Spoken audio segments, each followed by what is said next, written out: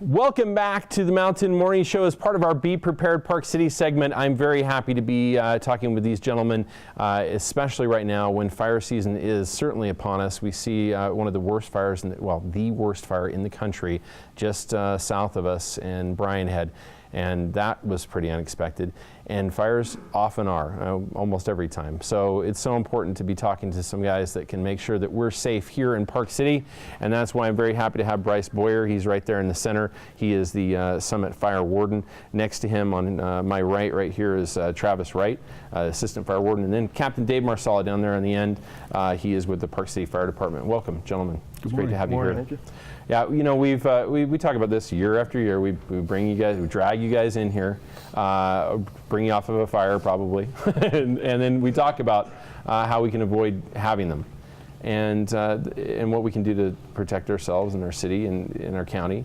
And it seems that sometimes we just don't learn some hard lessons, which is kind of a little weird, I guess. But in fact, I keep hearing that maybe this the fire down south in Bryan Head may be caused by a campfire. The Bryan Head was actually a burning torch. A burning torch. So a propane torch that they use for burning weeds. Yeah. Got away from them. Yep. Wow. In fact, most all of the fires that we've had so far in Utah this year to date have been human caused. Yeah. And preventable. Wow. That's the point. It's preventable. When it's human caused, we don't have to have those. We just seem to manage to do it anyway.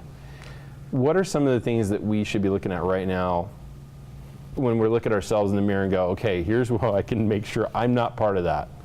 What do we do? Right now, you know, we've been pretty green up here. We've had a really heavy winter. Yeah. Had a wet spring, so people are thinking, oh, we'll be fine. We will be to a point, but it is starting to dry out. Yeah. The live fuel moistures, which is one of the main contributing factors, are starting to dry out at this point, or drying out. Yeah. So over the next few weeks, they're going to reach stages like the Bryan Head area. Yeah, which is ahead of us. They're a month ahead of us, really. Really. With their temperatures. They are. So what we're urging people to do at this point is, particularly with the 4th of July and 24th coming up, to be smart about what they're doing. Have the buckets of water. Be smart where you light fireworks if you're going to, and only the ones that are legal in the state. Yeah. The ones you go to Wyoming or Idaho and purchase are not. Yeah, and everybody thinks, oh, it's only a mile, a few miles down the road. Go get some down there because they're cheaper, and then they buy stuff that's not legal, right? This happens a lot, Dave? It does happen a lot. The only thing legal in Utah are the Class C fireworks, which are typically what you can get at the local retailers.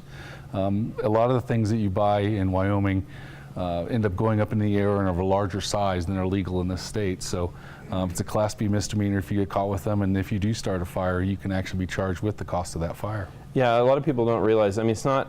We get the idea that you want a big explosion, right? Mm-hmm. I know everybody wants that. They want that big noise. But the thing is, you get those bigger noises, that means longer burning embers. That means they trail all the way to the ground. They tend to catch things on fire. Even the guys that do the big shows have fire department there ready to put stuff out because they're using those kind of fireworks where stuff trails all the way down. And if you ever had a kid that got one in their eye, you know what I'm talking about, right? Mm-hmm. Yeah. So that's the point.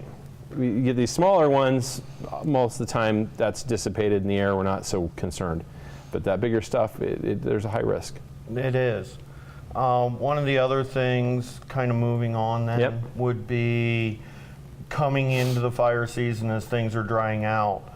There's a larger push for, under the new state fire policy that went into effect the 1st of January this year, there's more responsibility put onto the cities and the counties to do prevention, education, that type of thing. In response to that, then the state is looking at being the one to cover suppression. So with that being said, we need to get the word out to people through the cities, through the county folks, is to work on defensible space around your homes. Right. Clear the brush back, give us a chance to do something around it. If the brush and so on is right up against their homes, then we don't have a whole lot of choice as to, or options as to how to protect that and so on. Because Yeah. we've got to look at life first, which is first publics, then firefighters, then property. Exactly. So if folks aren't taking pre-fire actions in order to reduce their risk or whatever, it limits what we as firefighters at the time can then do. You know, I know Travis wants to talk about this quite a little bit, so we're going to turn our attention to him for just a minute as we talk about defensible space and some of the things that you don't want to have outside. And I used to be an insurance inspector, and I would see people with some just crazy stuff on their deck or on their patio or in the backyard, like out in the worst places. Talk about some of this, propane tanks, things like that. These are things you don't want to leave out, don't want to leave on, open. Talk about that for a minute. Definitely. Things that you can do to work on defensible space is putting your firewood pile during the summer further away from your house. Removing the brush that's around your house, especially the tall stuff. Removing the grass from your home back a few feet, laying down gravel. Wood fences right to your house, Yes. not necessarily a good plan. Not at all. Yeah, if you can do chain link for that section or something else, or maybe not have that fence come to your home, that's important. That is definitely, and then a lot of people have decks out in cabin communities, and a lot of stuff builds up underneath decks, four-wheelers, all kinds of things that can catch embers. Yeah. That's very important to potentially remove those. Some people, construction material from remodeling ends up down there. Oh yeah. So embers really get into environments like that in the eaves of your roof. Also, we call those microenvironments. And cleaning out the gutters, making sure that there aren't all kinds of little pieces from your tree, and leaves and if things. you plan a remodel, maybe look at using more fire-resilient material like metal roofing. That really helps out in the long run. But like you said, gutters. That's very important. Prime. And Bryce brought up a good point. The more you can do before that what we like to say, smoke in the air. Right.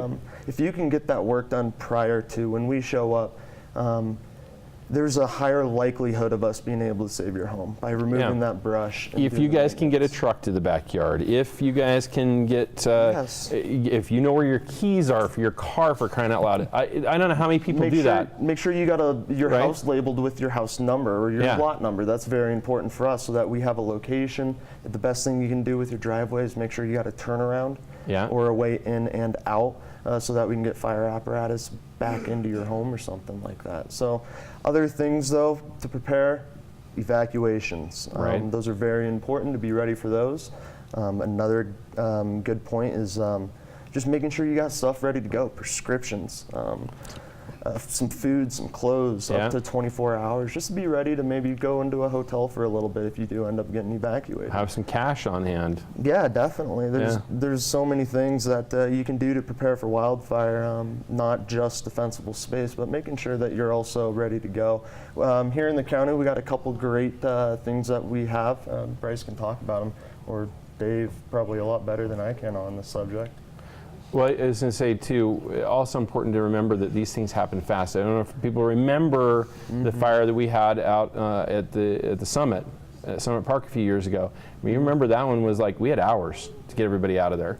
And it means, to put your cat or dog in a crate and get them the heck out of the house. You got to know where that crate's at. And then when we had the Rockport fire in 2013, that wasn't hours, that was minutes. Minutes, yeah. We pretty much had Promontory, Rockport Estates, Rockport Ranches, and Bridge Hollow all evacuated within 20 to 30 minutes. Wow.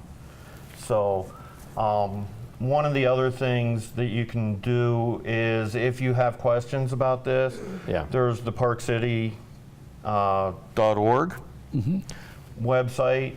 Also, if you go to the summitcounty.org and either under government go to the fire warden or just type in summitcounty.org/fire warden. We've put a lot of the answers to questions that we get about when you can burn, when permits are required, which permits are required, We've put a lot of that type of information up. We've also done links to different websites, the Utah State Forestry website, which has a URAP, Utah Wildfire Assessment Map area, that is open to the public to go and view, and you can kind of look at your area and risk factors for where you live. Right. We've also put some of the brochures up, so if you want to become involved and so on, you can print those and hand them out to neighbors and so on. Help get the word out, you know, to do the prevention, be aware. Yeah. So we've provided a lot of that you know, if you've got questions on what defensible space is, we've put a very simple one there, but then links to Firewise, which is a national program that you can go and look and see what more you want to do. I was talking to a group up in Alpine Acres yesterday where they've gone through and they've started making a lot of their folks up in their subdivision have started watching some of the videos and stuff, and have gotten really good feedback on how they weren't aware of how much that would affect it. So there's really good information that's available through those websites and links to get you to the other information. Now, don't you guys also have some apps too that are out there, like for warnings, things like that? Is that true as well? That's also through the Summit County website on the main page on Notify Me. It's a tab putting your on the number in left-hand there, side. because if you don't put your cell phone number in there and that's all you have, these guys aren't going to call you. They don't have all your numbers memorized in their head or their phone. You got to give them to them. But that's also a really good way to get when restrictions are put in. That's one sign up. The other is to be notified when we have fires in the area. Last year, that was being utilized to update folks on the Box Canyon fire. Right. Because the smoke was visible from this side, well, pretty much from all over the county. I'll say. So it was a way for people to not call 911, but be able to get that information, know what was going on. And that we were still letting it go for a little bit. We're going to let this one burn a little bit, folks. Just calm down, right? And we had it under control. That's another thing that folks need to be aware about. That's going to happen more and more. We have to, because we've already found that this is a prime example of what happened to Bryant Head. We didn't burn that underbrush, and here we go. We got a fire the size of Provo. Exactly. So we've got to do some controlled burns. Those are important. They are. Okay. And you know, where they let the Box Canyon go, it's already come in greener. More wildlife in there. I was told that DWR has issued more permits for that area because it's brought more wildlife in. That's awesome. So, you know, it improves our watersheds because you need that to go into the soil. Fire has always been a part of the ecology. And the ecosystem, but we as man in the last 110 years in haven't our done a good job with it. have tried to eliminate it from the landscape. And we've created more of a problem. We sure appreciate what you guys have continued to do as firemen and taking care of us and making sure that we're safe. Thank you so much for coming and sharing the message with us. It's your turn to share that message too. Share it with your neighbors. If there was ever a time to put pressure on your neighbors, is making sure that they have a little defensible space too, because trust me, their defensible space equals your defensible space as well. So everybody needs to be involved. We need to make sure that we're all safe. We've got a lot more coming up here in the next hour of the Mountain Morning Show. We'll be back with that right after this.